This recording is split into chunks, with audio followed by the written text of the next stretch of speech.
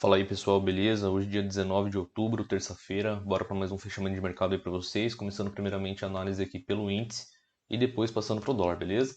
Bom pessoal, logo no início da manhã a gente percebe que o mercado abriu em gap de baixa, né, em relação ao dia de ontem, abriu com um gap de aproximadamente 400 pontos abaixo da região da VWAP, que normalmente é uma região aí que gera bastante trava para o dia seguinte, eu sempre comento isso com vocês, e a gente percebe um forte movimento de continuidade a favor do gap, né, até a última região de suporte deixada no fundo do dia de ontem, certo?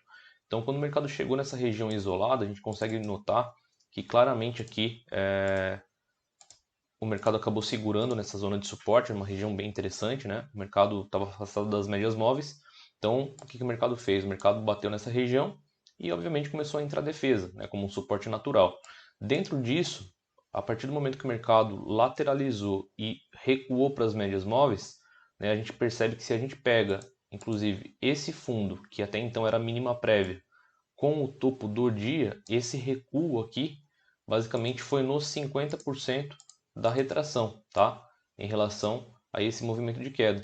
E quando ele bateu nos 50%, tá? Dentro da zona de 50%, dentro das médias móveis, a gente consegue perceber inclusive que a 9 com a 20, né, estavam descendentes, afastadas uma das outras, e até então o mercado estava como? O mercado estava lateralizado, encaixotado. Quando o mercado entrou na 9, bateu na 20 e entrou esse fluxo de venda, esse candle por si só, ele caracterizou uma continuidade de movimento a favor do gap. Ou seja, o mercado estava prestes a ativar aqui um pivô de baixa, ou seja, isso daqui pode ser considerado uma espécie de power breakout, né, que o mercado fez aqui um toque, né, na região inferior, vamos marcar aqui para vocês, ó, um toque, dois toques, três toques, quatro toques, e a partir daqui o mercado gerou um movimento, né, de continuidade. Então esse candle por si só, pessoal, ele geraria um gatilho de venda, tá?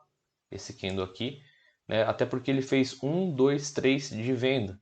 Esse aqui é o gráfico de 5 minutos. Então, é claro que graficamente falando, ficaria um stop um pouco salgado, né, de aproximadamente uns 500 pontos, mas dado que o mercado fez todo esse movimento em A, ou seja, ele fez uma recuperação um pouco mais macro e fez toda a devolução a partir do rompimento desse fundo aqui, o mercado estava acionando basicamente um espelhamento de Fibonacci.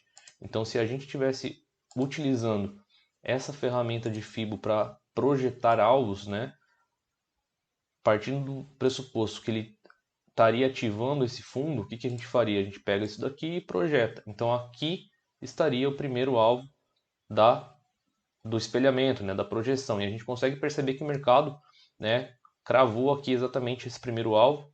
Inclusive, aqui teve uma troca de polaridade bem interessante, porque o mercado acionou a venda aqui, ele chegou a cair, como afastou das médias móveis, ele voltou para o recuo.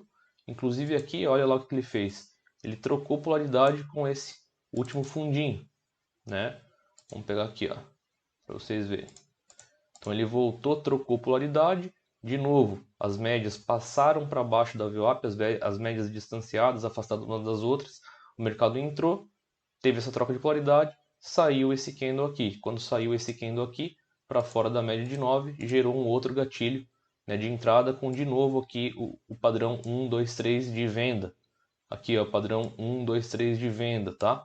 1, 2, 3, 1, 2, 3 de venda, saindo da 9, gerando continuidade de movimento depois de ter trocado polaridade.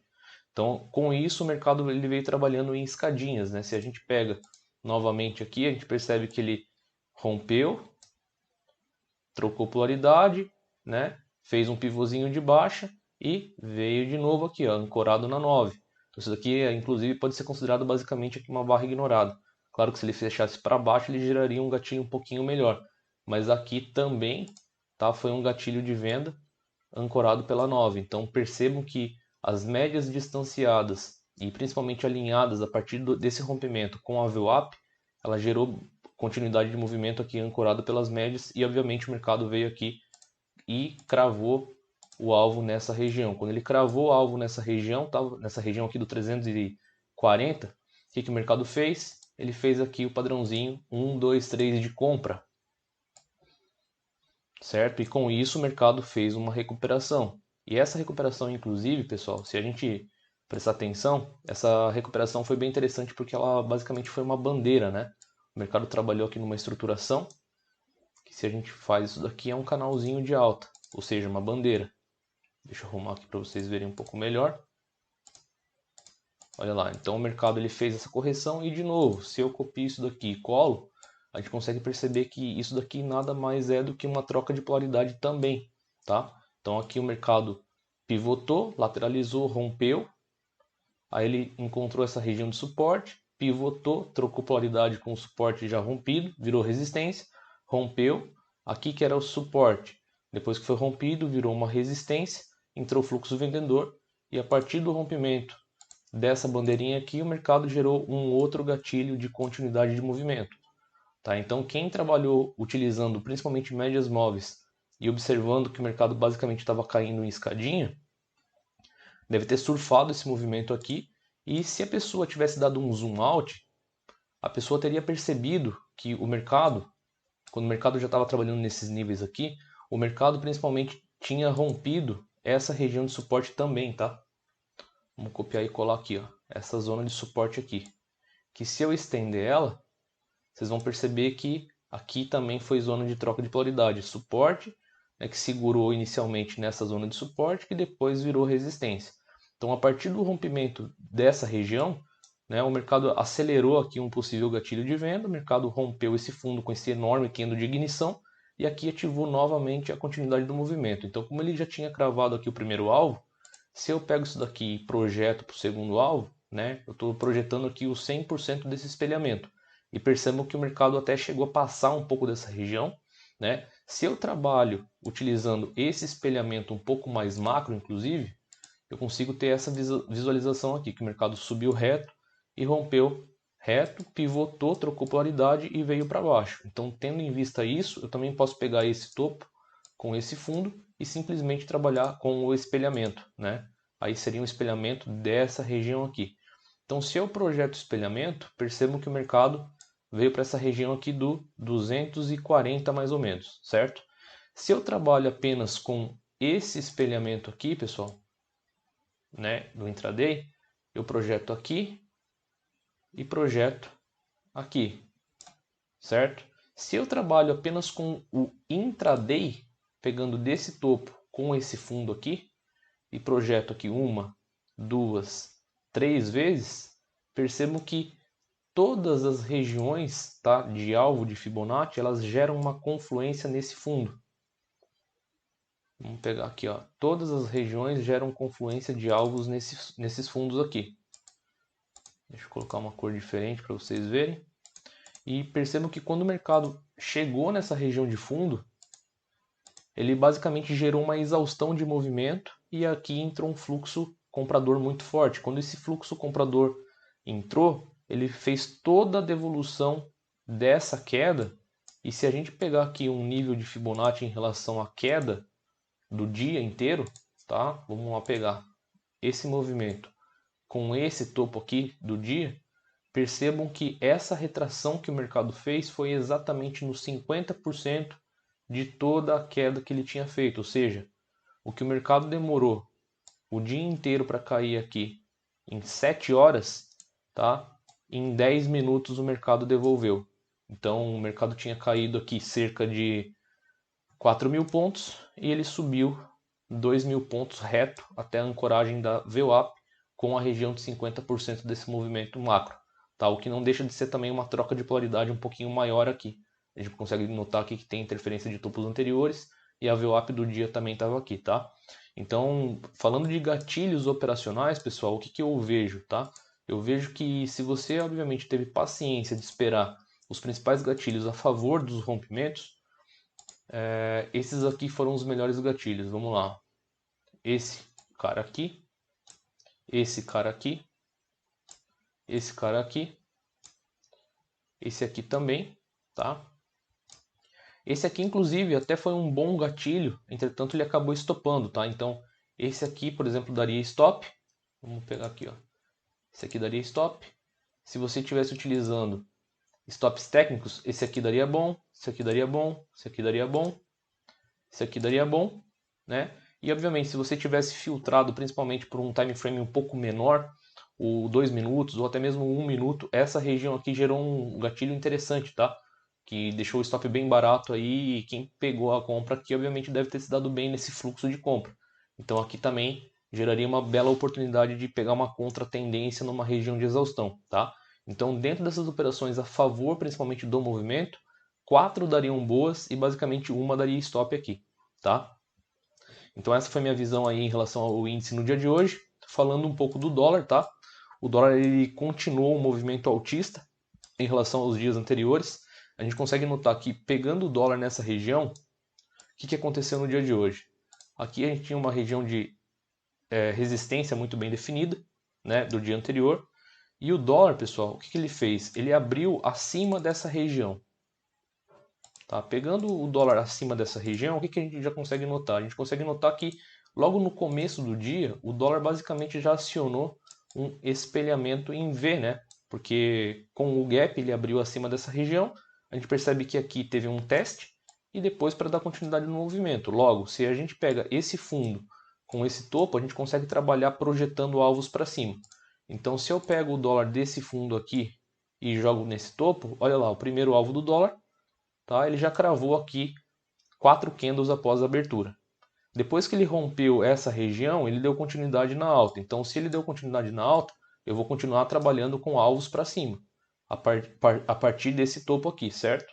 Então, se eu pego aqui e projeto o espelhamento, o 100% seria aqui, tá? Que ele cravou basicamente aqui. E após esse rompimento, o terceiro alvo do espelhamento seria exatamente aqui na máxima do dia, tá? O que mais chama atenção aqui é que além dessa confluência que o mercado trabalhou buscando o terceiro alvo do espelhamento em relação ao dia anterior, é que se eu trabalhar com o espelhamento intraday, ele gerou uma confluência exatamente nesse topo aqui, ó, nessa região. Por quê? Porque o espelhamento intraday eu pego esse topo com esse fundo, então eu teria que espelhar, obviamente, essa recuperação em V, certo?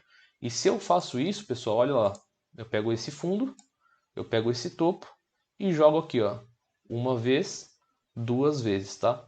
Então o dólar ele basicamente gerou alvos exatamente nessa região aqui do 5.622,5, tá? 5.623, cravou, né, o 100% do intraday com o terceiro alvo do dia anterior. E quando ele bateu aqui, entrou um fluxo absurdo de venda, tá? Agora falando de gatilhos operacionais do dólar para o dia de hoje, o que eu vejo? Eu vejo que no começo do dia o dólar claramente aqui ele ficou lateral, tá? Não tinha muito o que fazer. Inclusive essa correção aqui logo no começo do dia foi uma correção bem interessante, porque se eu pego esse primeiro topo com esse fundo, o dólar ele retraiu para os 50%, ele deixou essa região de mínima aqui, essas regiões de mínimas, e topos bem definidos.